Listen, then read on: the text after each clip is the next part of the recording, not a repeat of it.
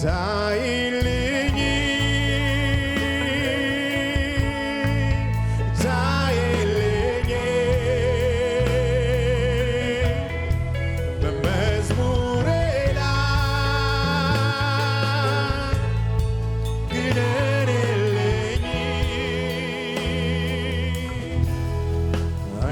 ቤተ ክርስቲያናችን ቲም ላይ ነው እየተነጋገርን ያለን። እንቁም ጌታ ይባርክ። ዜድ ቆመን እናነባለን። ዘጸአት 33 ከ18 እስከ 23 እናነብና አጠር አድርጌ ለመናገር እሞክራለሁ። እርሱም እባክህ ክብርህን አሳየኝ አለ። እግዚአብሔርም እኔ መልካምነቴን ሁሉ በፊትህ አሳልፋለሁ፣ የእግዚአብሔርንም ስም በፊትህ አውጃለሁ። ይቅርም የምለውን ይቅር እላለሁ፣ የምምረውንም እምራለሁ አለ። ደግሞም ሰው አይቶኝ አይድንምና ፊቴን ማየት አይቻልህም አለ። እግዚአብሔርም አለ እነሆ ስፍራ በእኔ ዘንድ አለ፣ በዓለቱም ላይ ትቆማለህ። ክብሬም ባለፈ ጊዜ በሰንጣቃው ዓለት አኖርሃለሁ። እስካልፍም ድረስ እጄን በላይ እጋርዳለሁ፣ እጄንም ፈቀቅ አደርጋለሁ። ጀርባዬን ታያለ፣ ፊቴ ግን አይታይም አለው። እግዚአብሔር ሆይ ዛሬም እንደገና ክብርህን ማየት እንደምንፈልግ እንነግርሃለን። ለሙሴ መልካምነቴን ሁሉ በፊትህ አሳልፋለሁ ብለን እንደተናገርክ መልካምነትህን በፊታችን እንድታሳልፍ እንድትባርከን በመገኘት ውስጥ ባለ ደስታ ወደ እያንዳንዳችን እንድትመጣ እንጸልያለን። ቃሉን ባርክልን በጌታ በኢየሱስ ክርስቶስ ስም አሜን። ክብሩን የሚያይ ትውልድ፣ ክብሩን ለማየት የሚፈልግ ትውልድ፣ ክብሩን ለማየት የሚጓጓ የሚጠማ ትውልድ በዚህ ዓመት ሞር ለማነሳሳት ስለሆነ ሐሳባችን፣ ጸሎቴም እናንተም ጸሎታችሁ ክብርህን አሳየኝ እንዲሆን፣ የሙሴ ጸሎት የኛም ጸሎት እንዲሆን የዚህ ዓመት ዋና ትኩረት የምናደርግበት ሐሳብ ነው። ምናልባት በአርቦች ላይ በሰፊው ለማማር እንሞክራለን። ወደ ራእይ መጽሐፍ እንድንመለስ ዛሬ ትንሽ ላንሳ ወይ ምናልባት አንድ እሁድ ተጨማሪ አነሳ ይሆናል። የእግዚአብሔር ክብር ሲበጣ የሚሆኑ ነገሮች ስላሉ ክብሩ ያስፈልገናል። እግዚአብሔር ክብሩን ያሳየን፣ ክብሩን ይግለጥልን፣ ክብሩ በመካከላችን ይታይልን ነው ጸሎታችን። ሙሴ እኮ ብዙ ልምምድ ውስጥ ገብቷል። ብዙ ነገር ሆኖለታል። ብዙ ተአምራት እግዚአብሔር በእጁ አድርጓል። የፈርዖንን መንግስት ያንቀጠቀጠ ጀግና ነው ሙሴ። ፈርዖንን ያንበረከከ ጀግና ነው። ፈርዖን ደንግጦ ፈርቶ እስራኤል እንዲወጡ የሙሴን ኃይል በሙሴ ላይ ያለውን ታላቅ አቅም ሞገስ እግዚአብሔር ከሙሴ ጋር መሆኑን አይቶ በቃ ለቅቅ ያለው ብሎ እንዲለቅ ያደረገ ሰው ነው ሙሴ። በሙሴ እጅ ነው እግዚአብሔር ህዝቡን የመራው። በሙሴ እጅ ነው እግዚአብሔር ለህዝቡ ትእዛዝና ህግን የሰጠው። ሙሴ በጣም ዩኒክ ሰው ነው። በብሉይ ኪዳን መጽሐፍ በሰውና በእግዚአብሔር መካከል የሚቆም መካከለኛ ሰው ነው ሙሴ። ሙሴ የጻፋቸው ህጎች ናቸው የእስራኤልን ልጆች እስከ ዛሬ ድረስ እንዲተዳደሩ ያደረጋቸው። ይህ ሰው እግዚአብሔርን እያወራ እግዚአብሔር ከናንተ ጋር አልወጣም ባለው ጊዜ አንተ ካልወጣማ ከዚህ አንወጣም ብሎ እየተከራከረ እግዚአብሔር እሺ እወጣለሁ ሲለው፣ በስሜ ታውቀኛለህ ብሎ ሲጠይቅ አዎ በስምህ አውቅሃለሁ ብሎ ሲመልስለት፣ በፊትህ ሞገስ ላግኝ ብሎ ሲጠይቅ አዎ በፊቴ ሞገስ ታገኛለህ ብሎ ሲለው፣ ይህን ሁሉ እየተባለ እድሎቹ እየሰፉለት ሲመጡ እባክህ ክብርህን አሳየኝ። በመሃል ነው ይሄን ያነሳው። በብዙ ውይይቶችና ንግግሮች መካከል ነው ይሄንን ያመጣው። እባክህን ክብርህን አሳየኝ። እንዳልኳችሁ ሙሴ የጠየቀው እግዚአብሔር ራሱን ለማየት ነው፣ ከእግዚአብሔር ጋር ለመገናኘት ነው። ክብር ባለፈው ጊዜ የግሪኩንና የዕብራይስጡን ትርጉም ለማንሳት ሞክሬያለሁ።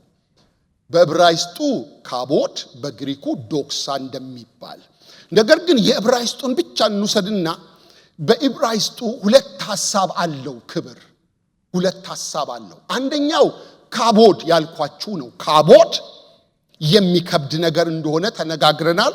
ክብደት እንደሆነ የእግዚአብሔር ኃይል እንደሆነ አቅም ስትሬንግስ እንደሆነ ሄቪነስ እንደሆነ አንስተናል። ስለ ካቦድ ስንነጋገር የእግዚአብሔር የማንነቱ መገኘት ወይም ደግሞ የማንነቱ መከሰት መታየት ነው ካቦድ።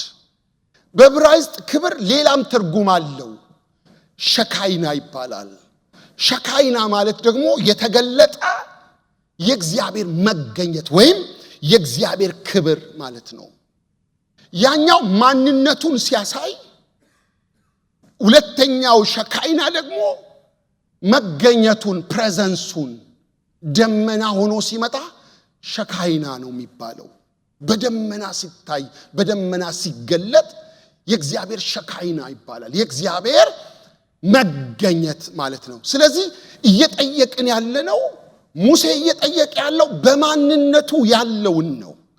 ከመገኘቱ ጋር ተያይዞ ሸካይናውን ብዙ ጊዜ ተለማምዷል። ሙሴ ደመና ሲወርድ አይቷል። አፍላፍ ሲያወራው ነበረ። የእግዚአብሔርን ኃይል ተለማምዷል እንደነገርኳችሁ። ግን እየጠየቀ ያለው ካቦድ ነው። ማንነቱን ነው። ክብሩ ራሱ እግዚአብሔር ራሱ እንዲታየው ነው ነው እያለ ያለው። እሱን እኛ ልብ ውስጥ እግዚአብሔር እንዲያፈስ ይህን ፍላጎት እግዚአብሔር በእኛ ነፍስ ውስጥ እንዲጨምር እንድናየው እግዚአብሔር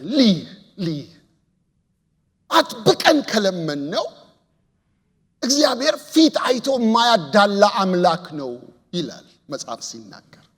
እግዚአብሔር ልብን ስለሚያይ ልባችን ከእግዚአብሔር ልብ ጋር ከተገጣጠመ እግዚአብሔር እንደሚያስበው ማሰብ ስንጀምር መንገዳችን እንደ እግዚአብሔር መንገድ ሲሆን ሁለንተናችን በእግዚአብሔር ነገር ውስጥ ሲገባ እግዚአብሔር ራሱን ይገልጥልናል። ጳውሎስን እግዚአብሔር ወደ ሶስተኛ ሰማይ ወሰደው ይላል። የሚገርም ዓለም ውስጥ እኮ ነው የገባው። የሚገርም ዓለም ውስጥ ወሰደው። በሰው ቃላት ሊገለጥ የማይችል ክብር አየው አለ። የሚገርም ነገር ውስጥ ገባ። እግዚአብሔር ወዳለበት ዙፋን ሄደ። ተነጠቅኩ ይላል። 14 ዓመታት ሳያወራው ቆይቶ ነው የሚያወራው። ወሰደኝ፣ ተነጠቅኩ ይላል። ያ አይነት ልምምድ እግዚአብሔር በታሪክ ውስጥ ያሳያቸው ሰዎች አሉ። እግዚአብሔር ወደዛ አይነት ህይወት ያመጣቸው ሰዎች አሉ። ከእግዚአብሔር ጋር በሚመች ህይወቱ ስንኖር የእግዚአብሔርን ክብር ለማየት ባለፈው አርብ ምሽት ኮንፈረንሱ ላይ መልእክቴን ሳጠቃልል አንድ ነገር ነግሬያችሁ ነው የጨረስኩት። የእግዚአብሔርን ክብር ለማየት የሚያስፈልገን እምነት ነው አልኳችሁ።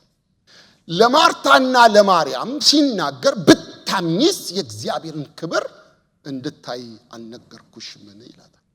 የእግዚአብሔር ክብር ስናምነው ይታያል፣ እምነት በልባችን ሲሞላ። ሌላው ደግሞ ቅድስና፣ ከእግዚአብሔር ጋር የተቀደሰ ህይወት ስንኖር አይምሮአችን የተቀደሰ የታደሰ አስተሳሰብ እግዚአብሔርን ደስ የሚያሰኝ ነገር ውስጥ ስንገባ ለምንድነው ሄኖክን የወሰደው አልን? አካሄዱን ከእግዚአብሔር ጋር ስላደረገ ነው። ሰዎች አካሄዳቸውን ከእግዚአብሔር ጋር ማድረግ በማይችሉበት ዘመን ውስጥ ነው ሄኖክ ከእግዚአብሔር ጋር አካሄዱን አደረገ ይላል። ወሰደው። የእግዚአብሔር ክብር በላዩ ላይ ተገለጠበት። እግዚአብሔር ክብሩን ሊያሳየን ይፈልጋል። እግዚአብሔር ክብሩ ቅድስናው ነው፣ ታላቅነቱ ነው፣ መገለጫው ነው። ስሙ አልን ቅድም እኮ ስሙ ማንነቱ ነው። እሱን ይወክላል እኮ። የኢየሱስ ስም ስንል ኢየሱስ እያልን እኮ ነው፣ ማንነቱን ነው እየጠራን ያለ ነው። ስለዚህ የእግዚአብሔር ክብር ስንል የእግዚአብሔርን ማንነት ነው። ይህን የእግዚአብሔርን ክብር ለማየት የተቀደሰ ህይወት ይፈልጋል። በእግዚአብሔር ፊት ንጹህ የሆነ ህይወት ይፈልጋል። እግዚአብሔርን ደስ የሚያሰኝ ህይወት ይፈልጋል። የሞተ ህይወት ይፈልጋል። ራስን መስዋዕት ያደረገ ህይወት ይፈልጋል። ይሁላችሁ ሁለት ነገር ነው እኛ የምናደርገው። የጌታን ነገር እንፈልጋለን፣ መተው ግን ማንፈልጋቸው ነገሮች አሉ። እግዚአብሔር በህይወታችን እንዲሰራ እንፈልጋለን።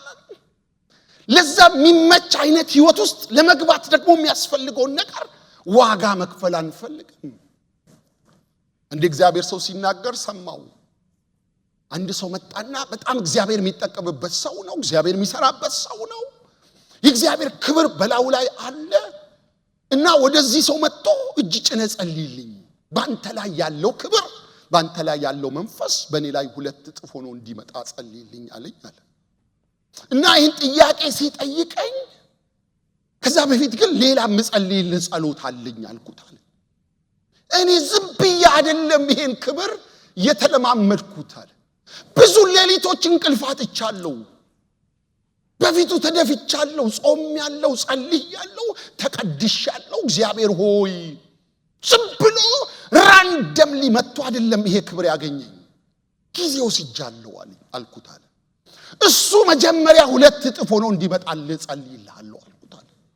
ይሄ ረሃብ፣ ይሄ ፍላጎት፣ ይሄ ጸሎት፣ ይሄ ጾም፣ ይሄ ቅድስና፣ የእግዚአብሔርን መፍራት እሱ 2 እጥፍ ሆኖ መጀመሪያ እንዲያገኝ ጸልይ። ያንን ስለው ደስ አላለው ማለት ሾርት ከት የለም። መንፈሳዊ ዓለም ውስጥ በአቋራጭ የሚመጣ ነገር የለም። ኦፍ ኮርስ በጸጋ ነው ሁሉ ነገር የሆነው። በጸጋ የሚለው ቃል በነፃ አገኘን ለማለት እንጂ ዋጋ አልተከፈለበትም ለማለት አይደለም። የተከፈለ ዋጋ አለ፣ እኛም የምንከፍለው ዋጋ አለ። የሚጸልይ ሰውና የማይጸልይ ሰው የእግዚአብሔር ፕሬዘንስ እኩል አይሆንም። ኖ ዌይ። ጊዜ የሚያጠፋ ተራራ ላይ ነው ሙሴ ህይወቱ እኮ። ይጸልያል፣ ይፈልጋል፣ ይማጸናል። ክብርህን አሳየኝ፣ ንካኝ፣ ኢንካውንተር ላርግ፣ ልገናኝ፣ ልወቅ የበለጠ እንዴ። ሙሴ እኮ መንገድህን አሳየኝ እኮ ነው የሚለው። ማለት አንተ የምትሄድበትን ኮቴ አሳየኝ፣ ልሂድ፣ በሱ መንገድ ልሂድ፣ ልከተልህ፣ ያንን ጎዳና ልሂድ። ሄኖክ ካንተ ጋር እንደሄደ እኔም ካንተ ጋር ልሂድ፣ መንገድህን አሳየኝ። እንደሱ አይነት ህይወትና ረሃብ ሲመጣ ነው ክብሩን የምናየው። ክብሩ የሚኞት ጉዳይ አይደለም። ይሄ የሚኞት የፉከራ ነገር አይደለም። ሪል ነው።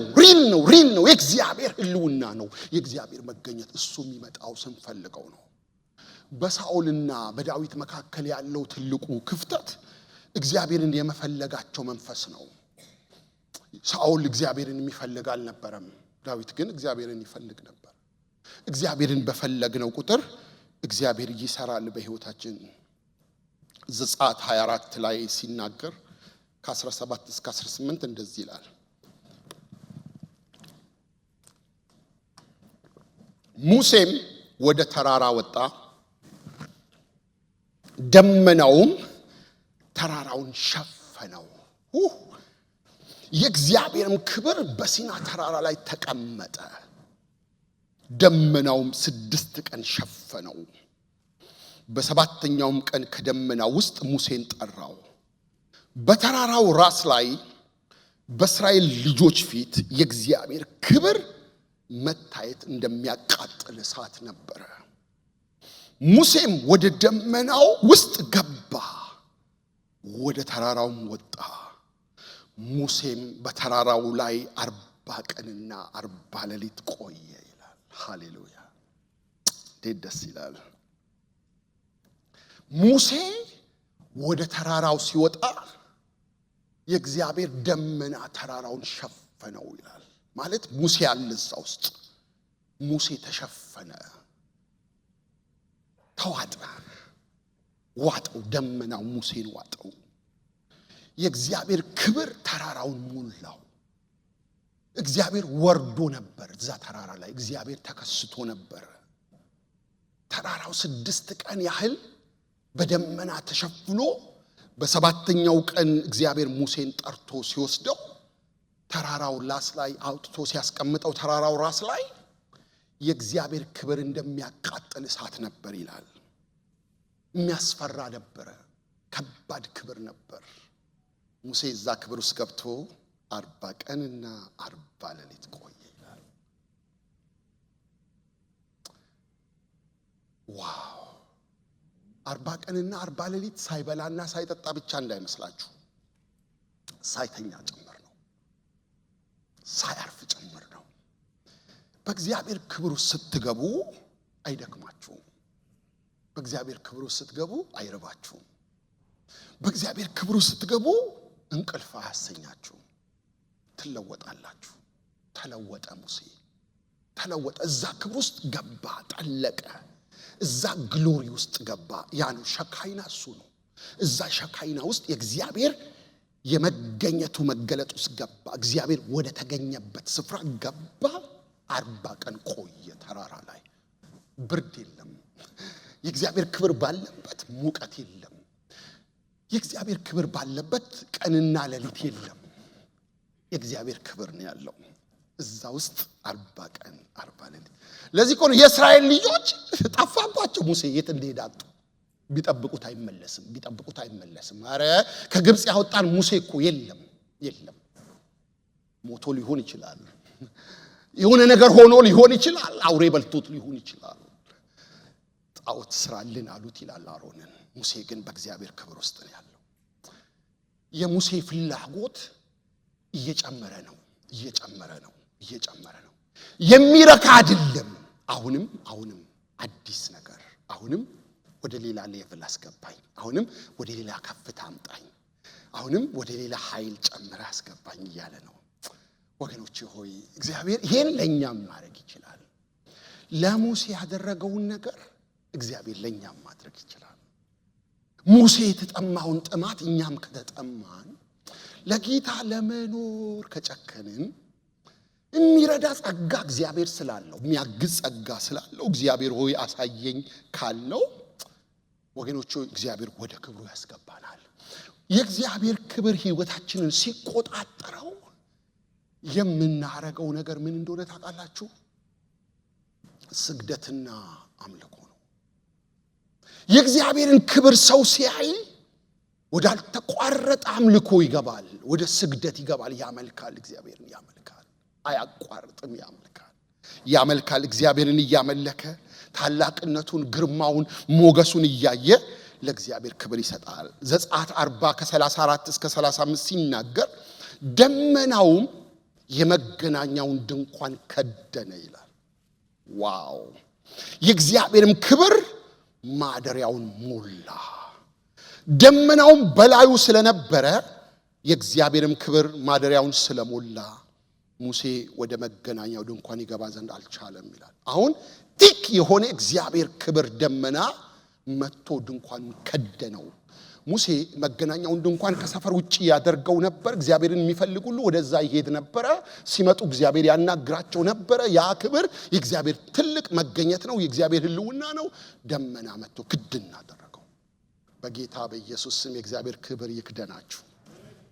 ከደነው፣ ቤቱን ከደነው፣ ሸፈነው፣ ተቆጣጠረው። የእግዚአብሔር ህልውና ተቆጣጠረው። ሙሴ መግባት እስከማይችል ድረስ ወደ ደመናው ኃይል መጠጋት እስከማይችል ድረስ የእግዚአብሔር ክብር ተገለጠ ይላል። የእግዚአብሔርን ክብር ያዩ ሰዎች አሉ መጽሐፍ ቅዱስ ውስጥ። ፈጠን እያልኩ ላንሳላችሁ። የመጀመሪያው እግዚአብሔርን ክብር ያየው ማለት የመጀመሪያ ነው ለማለት ሳይሆን ከሱም በፊት የነበሩ ሰዎች ነበሩ፣ ጻድቃን አይተዋል። ከአብርሃም በፊት የመጀመሪያው አብርሃም ነው። ዛሬ በማነሳላችሁ ኖት ውስጥ ይሄን የሚነግረን ደግሞ እስጢፋኖስ ነው። ምዕራፍ 7 ሐዋርያት ሥራ ቁጥር 2 እና 3 ላይ የክብር አምላክ ይላል። የክብር አምላክ ለአባታችን ለአብርሃም በካራን ሳይቀመጥ ገና በሁለት ወንዝ መካከል ሳለ ታየና ከአገርና ከዘመዶች ወጥተህ ወደማሳይ ወደ ማንኛውም ምድር ና አለው ይላል። የክብር አምላክ፣ እስቲ እንደዚህ በሉ፣ የክብር አምላክ በሉ። የክብር አምላክ ለአብርሃም በክብር ነው የተገለጠው ማለት ነው። እስጢፋኖስ ክብር የምትለውን ያስገባው በክብሩ ተገልጦለት በመሴጴጦሚያ ጣዖት እያመለከ ባዕድ አምልኮ እያመለከ ያለውን አብርሃምን ራሱን ገልጦለት ለአብርሃም ታየው ይላል። ለአብርሃም ታየውና ውጣ አለው ይላል። የእግዚአብሔር ክብር ነው። የታዘዘው አብርሃም ድምጽ ብቻ ሰምቶ እንዳይመስላችሁ ደመና አይቷል፣ ክብር አይቷል፣ የእግዚአብሔርን ሕልውና አይቷል። እግዚአብሔር ተገልጦለታል። እግዚአብሔር ሲገለጥለት ነው። ሁለተኛው ነቢዩ ኢሳይያስ ነው። ኢሳይያስ 6:1-3 ላይ ንጉሡ ኦዚያን በሞተበት ዓመት እግዚአብሔርን በረጅምና ከፍ ባለ ዙፋኑ ላይ ተቀምጦ አየሁት፣ የልብሱም ዘርፍ መቅደሱን ሞልቶት ነበር እያለ ይቀጥላል። እናንተ አንብቡ እስከ ቁጥር 3 ድረስ። እግዚአብሔርን በዙፋኑ ተቀምጦ አየው፣ ነቢዩ አየው። ጌታ ኢየሱስ ክርስቶስ ኢሳይያስ ያየውን ነገር ሲናገር ዮሐንስ 12:37 ጀምሮ እናንተ አንብቡት እስከ 43 እንደዚህ ይላል። ኢሳይያስ ክብሩን ስላየ ይህንን ተናገረ ይላል። ምኑን ስላየ? ክብሩን ስላየ። መስማትን ትሰማላችሁ አታስተውሉም፣ ማየትን ታያላችሁ አትመለከቱም ብሎ ኢሳይያስ 6 ላይ ይጠቅሳል። ዮሐንስ ወንጌል 12 ላይ ጠቅሶ ኢሳይያስ ይሄን እኮ የተናገረው ክብሩን ስላየ ነው። ኢሳይያስ ምዕራፍ 6 ላይ እኮ ያየው ጌታ ኢየሱስ ክርስቶስን ነው። እኔን አይቷል ብሎ የሚጠቅሰው ጌታ ራሱ የሚያነሳለት ጳውሎስን በሌላ ቦታ የሚጠቅሰው ኢሳይያስ ኢየሱስን አየው። ምዕራፍ 6 ላይ በዙፋኑ ላይ ተቀምጦ አየው። ከፍ ባለ ዙፋኑ ላይ መላእክቶች ያንን ክብር ማየት ስለማይችሉ በሁለት ክንፋቸው ፊታቸውን ይሸፍኑ ነበር ይላል። ወገኖቼ እግዚአብሔር ክብሩን ያሳየን። ክብሩ ሲመጣ ይቀድሳል። ተቀደሰ ነቢዩ። እኔ እኮ ከንፈሮቼ የረከሱብኝ ሰው፣ ከንፈሮቻቸው በረከሰ ማህበረሰብ መካከል እምኖር ሰው ነኝ ሲል የእሳት ጉጠት መጥቶ ከንፈሩን ነካው። ማን ይሄድልኛል ሲል እኔን ላከኝ ብሎ ተናገረ ይላል። የእግዚአብሔር ክብር ሕይወትን ይቀይራል። ሶስተኛው ካህናት ናቸው ያዩት። አንደኛ ነገሥት 8:10-11 ካህናቱም ከመቅደሱ በመጡ ጊዜ ደመናው የእግዚአብሔርን ቤት ሞላው። የእግዚአብሔርም ክብር የእግዚአብሔርን ቤት ሞልቶ ነበርና ካህናቱ ከደመናው የተነሳ ለማገልገል ይቆሙ ዘንድ አልቻሉም ይላል። ሞላው ያንን ቤተ መቅደስ። ቤተ መቅደሱ እኮ ውበቱ ክብሩ ደመናው ብቻ ነው። ህንፃው ባቢሎን መጥቶ እኮ ያፈረሰው ህንፃ ነው። የህንፃው አቅም ግንቡ አይደለም። የህንፃው ስትሬንግዝ ሰለሞን ከሩቅ አገር ከሊባኖስ ያመጣው የሊባኖስ ዝግባ አይደለም። የቤተ መቅደሱ ጥንካሬ ፈርሷል። መቅደሱ ድንጋዩ ፈርሷል። የመቅደሱ ውበት ማንም እንደፈለገ ወደ መቅደሱ መጠጋት እንዳይችል የሚያደርግ የእግዚአብሔር ክብር አለው። ቤተ መቅደሱ ክብሩ ቤቱን ሞልቶ ነበር። ካህናቶቹ አዩት፣ ማገልገል አልቻሉም፣ ወደቁ ይላል። አራተኛው ሕዝቅኤል ነው። ምዕራፍ 3:23 ላይ በኮቦር ወንዝ እንዳየሁት ክብር ያለ የእግዚአብሔር ክብር በዚያ ቆሞ ነበር፣ በግንባሬም ተደፋው ይላል። አሜን። ክብር ነው ያየው እኮ። ክብር እንዴት ቆሞ ይታያል? የሚያየው ክብር ራሱ እግዚአብሔርን ነው። በዚያ ቆሞ ነበር። ኮቦር ወንዝ ላይ ሰማይ ተከፍቶ የእግዚአብሔርን ራእይ አየው ብሎ በተናገረበት ጊዜ ያየውን አይነት ልምምድ አሁንም አየው እግዚአብሔርን ቆሞ ክብሩን አየው ይላል። እንደገናም 43 ሕዝቅኤል 4-5 ላይ ሲናገር የእግዚአብሔርም ክብር ወደ ምስራቅ በሚመለከት በር ወደ መቅደሱ ገባ፣ መንፈሱም አነሳኝ፣ ወደ ውስጠኛው አደባባይ አገባኝ፣ እነሆም የእግዚአብሔር ክብር መቅደሱን ሞልቶት ነበር ይላል። ሃሌሉያ። ተማርኮ ሄዶ እኮ ነው የሚያየው በራእይ። ይህንን እግዚአብሔር ክብሩን በዚች ቤተ ክርስቲያን ላይ ያምጣ። ይህንን ቤት ይህንን ጉባኤ የእግዚአብሔር ክብር ይሙላው። እሱ ሲመጣ ነው ተአምራቶቻችን የሚታዩት። የእግዚአብሔር ክብር ሲመጣ ነው የእግዚአብሔርን ማዳን ማየት የምንጀምረው። እግዚአብሔር የበለጠ መውደድ ማክበር የምንችለው ክብሩ ሲመጣ ነው። ጸሎታችን እሱ ይሁን። ክብርህን አሳየኝ፣ ታላቅነትን ግለጥልኝ ይሁን። ደቀ መዛሙርት እነ ጴጥሮስ ዮሐንስና ያዕቆብ ሶስቱ ክብሩን አይተዋል። ሉቃስ 9:28 ጀምሮ እናንተ አንብቡ። ወደዛ ታላቅ ተራራ ወጥተው ሲጸልይም የፊቱ መልክ ተለወጠ፣ ልብሱም ተብለጨለጨ፣ እንደገናም ቁጥር 31 ላይ በክብርም ታይተው ሚል ቃል አለ። እንደገናም ዝቅ ስትሉ 32 ላይ ነቅተው ግን ክብሩንና ከእርሱ ጋር ቆመው የነበሩትን ሁለት ሰዎች አዩ ይላል። ክብሩንና ከእርሱ ጋር ቆመው የነበሩትን ሁለት ሰዎች ኤልያስና ሙሴ ናቸው። እንዴት እንዳወቁ አላውቅም። ጴጥሮስ በምን ዕውቀት ኤልያስን ለይቶ እንዳወቀው ሙሴን ለይቶ እንዳወቀው አላውቅም። ግን የእግዚአብሔር ክብር ነው። ጴጥሮስ ይህንን ሲናገር ሁለተኛ ጴጥሮስ 1:16 ላይ ምን ብሏል? የእርሱን ግርማ አይተን እንጂ በብልሃት የተፈጠረን ተረት ሳንከተል የጌታችንን የኢየሱስ ክርስቶስን ኃይልና መምጣት አስታወቅናችሁ። ከገናናው ክብር በእርሱ ደስ የሚለኝ የምወደው ልጄ ይህ ነው የሚል ያ ድምፅ በመጣለት ጊዜ ከእግዚአብሔር አብ ክብርና ምስጋናን ተቀብለዋል ይላል።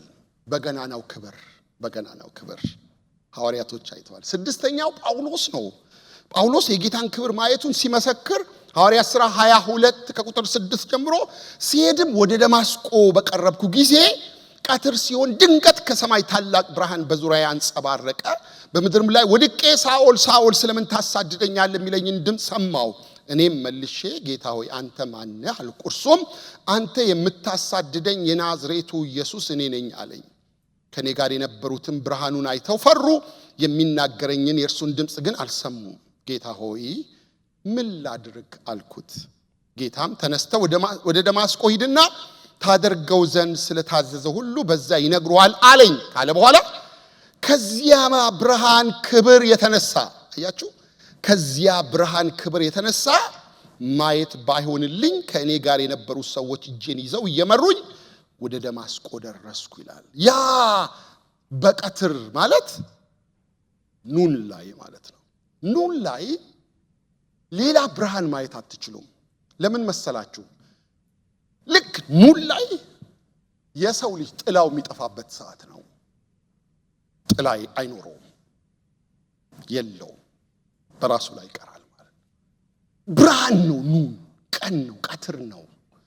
በዛ ብርሃን ሌላ የሚበልጥ ብርሃን አየው አለ። የሚበልጥ ብርሃን አየው።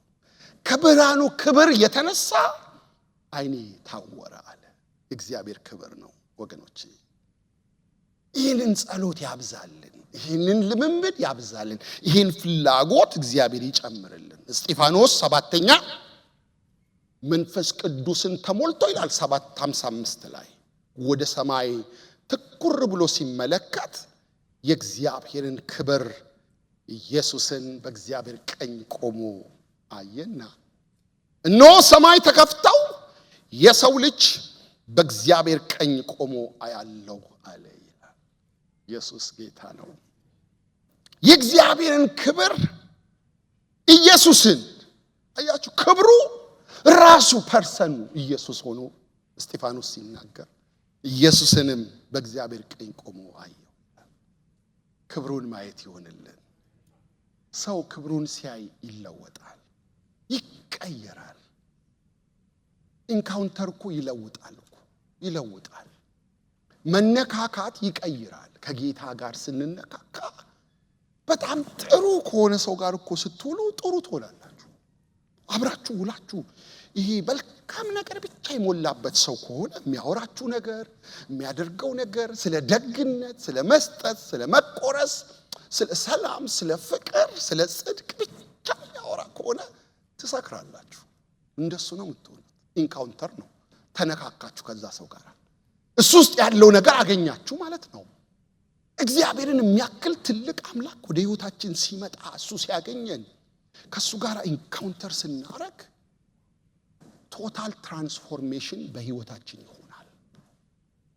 ክብሩን ስንጠይቅ በእነዚህ በሚመጡት ጊዜያቶች ሁሉ ስለ ክብሩ ስንጸልይ ክብሩ የሚያደርገው ትልቁ ነገር እኛ ተለውጠን የጌታን ጸጋ ምንሞላ፣ የጌታን ክብር ምንለብስ፣ ምንም ነገር ህይወታችንን የማይጎዳው በቃ በከፍታ ምንኖር ላቅ ባለ የጌታ ክብር ውስጥ ምንመላለስ እንሆናለን።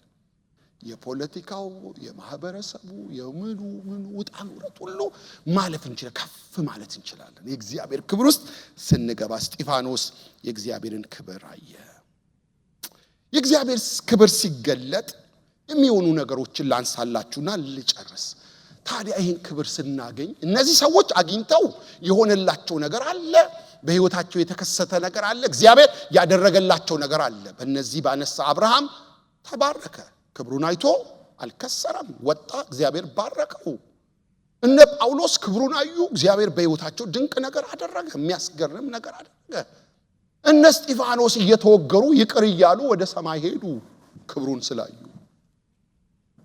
ቂም የለም፣ ጥላቻ የለም፣ ምህረት ነው። የሚያደርጉትን አያውቁም ይላል። ክብር አይቷላ፣ ክብር አይቷል። እግዚአብሔር ክብሩን ያሳየን፣ ህይወታችን በክብሩ ይሞላ። ክብሩ ሲገለጥ የሚሆኑ ነገሮች አንደኛ ከዘላለም አምላክ ከጌታ ጋር መገናኘት ይሆንልናል። ሙሴ እኮ ልገናኝ ማለት ይሄ ኢንቲሜት የሆነ ትውውቅ ላድርግ ካንተ ጋር።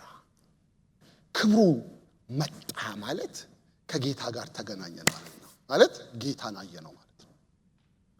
ፓስተር ዳንኤል መኮንን በመንፈስ ቅዱስ ስሞላ የቤቱ ጣሪያ ተነስቶ ኳስ የሚመስል ነገር ሲገባየው አለ። ቤቱን ሲሞላው አየው አለ። የእግዚአብሔር ክብር ከጌታ ጋር መገናኘት ሆነ። ጌታ ወደኛ ህይወት ይመጣል። የእግዚአብሔርን ክብር ስናይ ጌታ እናየዋለን፣ ጌታ እንገናኘዋለን። ይሄ እኮ ይበልጣል። ጌታን ማየት፣ የጌታን እጅ ማየት፣ የጌታን ፊት ማየት፣ የጌታን ክብር ማየት ትልቅ ነገር ነው። የሙሴ ጸሎት እሱ ነበረ። ከጌታ ጋር ተገናኘ። ከታዋቂ ሰዎች ጋር ስንገናኝ የሚሰማን ነገር አለ አይደል? ሳውዝ ኮሪያ በሄድኩ ጊዜ ሉዛን ኮንግረስ ላይ ድንገት ብሬክ ላይ ታዋቂውን አገልጋይ አስተማሪ ሪክ ዋረንን አየነው። 5 ሆነናል። 3ቱ ከኢትዮጵያ የመጡ ወንድሞች ማቃቸው ወንድሞች ነን። ሌላ አንድ ጓደኛ ያለ ከአሜሪካ የሄደና እየሄድን ነው። ሪክ ዋረን ሲወጣ አየነው። አበድን በጣም ስለምንወደው በኢየሱስ ስም የሆነውን ስሜት ልነግራችሁ አልችልም። ተጠመጠምንበት፣ እንስመዋለን፣ እናቅፈዋለን። ቪዲዮ ፎቶ በቃ ይፈርምልናል። ሸሚዜ ላይ ያስቀመጠልኝ ባቻለች ፊኒሺንግ ዘ ታስክ የምትል ነገር ሸሚዜ ላይ አደረገል። በቃ ደስ አለን። ፐርፐስ ድሪቭን ላይፍ ጽፎ ዓለምን ሼክ ያደረገ የወንጌል አርበኛ ነው። ታላቅ ሰው ነው። ሳድል ባክ ቸርች ካሊፎርኒያ ላይ የመራ ሰው ነው። ይሄን ሰውዬ እንዲህ በቅርበት እናየዋለን ብለን አላሰብንም። ሪክ ዋረንን ማግኘት ፕሪቪሌጅ ነው። ኦባማ ሲሾም እኮ የጸለየለት እሱ ነው። ይህን ሰው አገኘ ነው፣ ደስ አለን። ይታያችሁ የነገስታት ንጉስ እግዚአብሔርን መገናኘት። ክብሩን ስታዩ ነው የምትገናኙት። የእግዚአብሔርን ክብር ስታዩ ያ ያቦቅ ወንዝ አጠገብ ያዕቆብ ሲቀየር እግዚአብሔርን አየሁት ይላል። እግዚአብሔርን አየሁት ሰውነቴም ድኖ ቀረ ይላል። አየው። እዛ እኮ ትግል ውስጥ ከእግዚአብሔር ጋር ሲታገል እግዚአብሔርን ለመንካት ነው። ከእግዚአብሔር ጋር ኢንካውንተር ነው። ላይፉ እንዲነካለት ነው ፈልጓል። ረሃብ ነበረው፣ ጥማት ነበረው። ሀብት እኮ ጎሎታል። 2 ክፍል ሰራዊት ይዟል። ሽምልማሌ ይውለዱና እነሱ ያንተ ደሞዝ ይሆናሉ ብሎ ላባ ሲነግረው ሰውየው እኮ ተአምራዊ ነው። በጎቹ ሽምልማሌ ይወልዱለታል። ደሞዝ እንደዚህ ነው ብሎ ሲቀይርለት ደሞዙ ይስተካከልለታል። የነካው የሚባረክለት ሰው ነው። በልጽጓል፣ ሀብት አለው፣ ንብረት አለው። ግን ፍላጎት አለው፣ አረካም። እግዚአብሔርን መገናኘት ይፈልጋል። ድካም ውስጥ ወደ መኝታ አይደለም የሚሄደው። ሌሊት ተጉዞ መጥቶ ያቦቅ ወንዝ አጠገብ ደርሶ ሁሉን አሻግሮ ብቻውን ቀርቶ ከእግዚአብሔር ጋር ይታገላል። ባርከኝ ይላል። ኢንካውንተር እሱ ነው። ከእግዚአብሔር ጋር መገናኘት ይለውጣል። እግዚአብሔርን ማየት ይለውጣል። የእግዚአብሔርን ክብር ማየት ማለት እግዚአብሔርን ማየት ማለት ነው። ከጌታ ጋር መገናኘት፣ ጌታን መገናኘት፣ ጌታን ማየት፣ ጌታን መንካት ማለት ነው። ዘካርያስ 2:5 ላይ እኔ በዙሪያዋ የእሳት ቅጥር እሆንላታለሁ በውስጧም ክብር እሆናለሁ ይላል እግዚአብሔር ይላል። እኔ በዙሪያዋ ምን የእሳት ቅጥር እሆንላታለሁ፣ በውስጧ ደግሞ ክብር ይላል። አንድ አፍሪካ ሀገር ሚሽነሪ ሆኖ ሲያገለግል የነበረ ከስኮትላንድ የሄደ ሰው ተመልሶ ሲመጣ ለቤተ ክርስቲያኑ ሪፖርት ያደርጋል። እና የዛን ቀን ቤተ ክርስቲያን ውስጥ የነበሩ ሰዎች በበረዶና በቅዝቃዜ ምክንያት ብዙ ሰዎች አልመጡም። ዛሬ እኛም ጋር እንደቀሩ ማለት ነው። ብርድ ነው ብለው የቀሩ ሰዎች ነበሩና ሪፖርት የሚያደርግበት ቀን ስለነበረ በጣም አዘነ። ብዙ ሰው ቀርቷል። ግን ለተገኙት ሰዎች ስለ አገልግሎቱ እየነገራቸው እግዚአብሔር ያደረገውን ነገር እየነገራቸው መጨረሻ ላይ ማን ይሄዳል ወደ አፍሪካ ሀገር ብሎ ጥያቄ ይጠይቃል። ማን ይሄዳል? ማን ይሄዳል? ማን ይላካል ብሎ እየደጋገመ ሲጠይቅ ሙዚቃ እንትኑ ጋር ፒያኖ ጋር ሆኖ የሚያግዝ ትንሽ ልጅ ነበርና እኔ እሄዳለሁ ብሎ ይመልሳል። ያኔ እኔ እሄዳለሁ ብሎ ይመልስ የነበረው ዴቪድ ሊቪንግስተን የተባለ ታላቅ ሚሽነሪ ነበር። እና ጠሩት፣ ነገሩት። አንተ ወደ አፍሪካ ሀገር መሄድ የምትፈልግ ከሆነ ሕክምና አጥና፣ ሜዲካል ዶክተር ሁን፣ ሜዲካል ሚሽነሪ ሆነ ትሄዳለህ አሉት። እንዲማር አበረታቱት። ተማረ፣ ዶክተር ሆነ፣ ሐኪም ሆነ፣ ወደ አፍሪካ ሀገር ሄደ፣ ሚሽነሪ ሆኖ ማገልገል ጀመረ። በጣም ታላቅ እግዚአብሔር ሰው ነው። በ19ኛው ክፍለ ዘመን ከተነሱ ሚሽነሪዎች መካከል ተወዳዳሪነት የማይገኝለት ነው ይባላል። በጣም ታላቅ እግዚአብሔር ሰው ነው እና እዛ አፍሪካ ሀገር ሄዶ ሚሽነሪው ሆኖ ከልጅነቱ ያለው ፍላጎቱ ተሳክቶለት እያገለገለ እዛ ገጠር ውስጥ በሚያገለግልበት አካባቢ ያለ ቺፍ፣ ይሄ የአንድ ትራይብ ቺፍ፣ የአንድ ነገድ አለቃ መልእክት ላከለት። ዛሬ ማታ መተን እንገላሃለን የሚል መልእክት ላከለት። እንገላሃለን፣ አንተም ብቻ ሳይሆን አብረው ያሉ ካምፕ ውስጥ ያሉትን ሁሉ እናጠፋቸዋለን። ሰውየው እኮ እያከመ እየተቆረሰ ወንጌል እየሰበከ ክርስቶስን ፍቅር እያሳየ እያገለገለ ያለ ሰው ነው። ይሄ ዛቻ ሲደርሰው ደነገጠ። መጸለይ ጀመረ። ጌታ ሆይ እኔ ላገለግልህ ነው የመጣሁት፣ እንዳልሞት ጠብቀኝ፣ ማገልገል ፈልጋለሁ፣ መሮጥ ፈልጋለሁ እያለ እየጸለየ መጨረሻ እንገላሃለን ያለው ሰውዬ ሳይመጣ ቀረ ማለት ነው። ከ2 ዓመት በኋላ እነዚህም ሰዎች ጌታን ተቀበሉ። የነገዱም ቺፍ ጌታን ተቀበለ እና ጠየቀው። ያኔ እኮ እመጣለሁ ብለህ ነበር፣ መልእክት ልከብኝ ነበርና ለምን ያልመጣው አለው። መተን ነበር አለው። ስንጠጋችሁ 39 ሰዎች ካምፑን ከበው የታጠቁ ትጥቅ የለበሱ ጂያንት ሰዎች ዙሪያውን ከበው ስለነበረ እንዴት ብለን እንግባት ተንተበለስን አለው። ከዛ በኋላ እግዚአብሔርን አመሰገነ። ከብዙ ዓመት በኋላ ሊቪንግስተን እንደገና ወደ አውሮፓ መጥቶ ለላከችው ቤተክርስቲያን ስለ አገልግሎቱ ሲናገር ይቺን ነገር ነገራቸው። ያ ቺፉም ዳነ እኮ እንደዚህ ብሎ ዝቶብኝ ነበርና እንደዚህ ጌታ አሳይቶ ዳነ ብሎ ሲናገር የቤተክርስቲያኒቱ ጸሐፊ ልክ ፕሮግራሙ ሲያልቅ እፈልጋለሁ አለ። ትዝ ይልሃል? መቼ ነው ያኔ 39 ሰዎች ቆሞ አይቶ ቺፉ የተመለሰበት ቀን ትዝ ይልሃል አለው። ሊቪንግስተን ዳያሪ መጽሐፍ የሚወድ ሰው ነው። ዳያሪውን አወጣና በዚህ ቀን ነው ብሎ አሳየው። ከዛ ያ የቤተክርስቲያኒቱም ጸሐፊ የቤተክርስቲያኒቱን ዳያሪ አወጣና በዛ ቀን 39 ሰዎች መጥተው ላንተ በዚህ ቤት የጸለዩልህ ቀን ነበር አለው። ለላክናቸው ሚሽነሪዎች ስንጸልይ ያ ቀን ላንተ የሚጸለይበት ቀን ስንት ሰዎች ነበሩ? 39 ሰዎች ነበሩ። በዙሪያዋ ምን ሆናለሁ አለ? አጥር ሆናለሁ። በመካከሏ ደግሞ ምን ክብር ሆናለሁ። የእግዚአብሔር ክብር ወገኖቼ ሆይ በሕይወታችን ሲመጣ ከታላቁ አምላክ ከእግዚአብሔር ጋር ያገናኘናል። እግዚአብሔር እናየዋለን።